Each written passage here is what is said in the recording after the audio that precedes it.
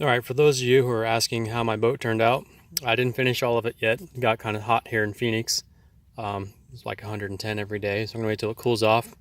Finish sanding the boat, but I have super heavy oxidation. You can see the color. It's supposed to be like a maroon color, but it's like a cloudy pink almost.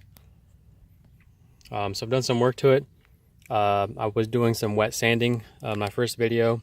Turns out that was kind of a waste of time, and I ended up going with an orbital 6-inch orbital sander with I ended up having to go down to 180 grit. I wouldn't recommend starting that low though. If it's light oxidation, you can probably start with 600 and then just work your way to a more coarse sandpaper to find out which one is best for you.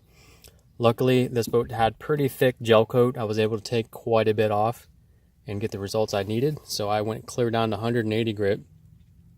It was better on the orbital sander because it didn't leave deep scratches that was hard to get out, like wet sanding by hand had done. So I started at 180 and then 220, 360, 400, 600, 1000, 1500, 2000, 2500.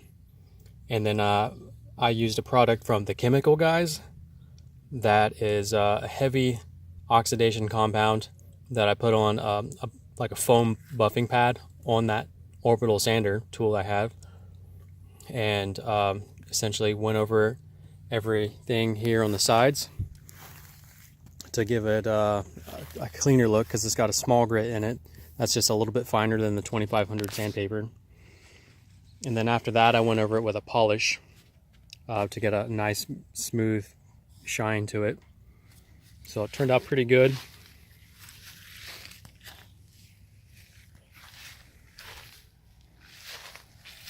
So let's go on the other side here with the sun.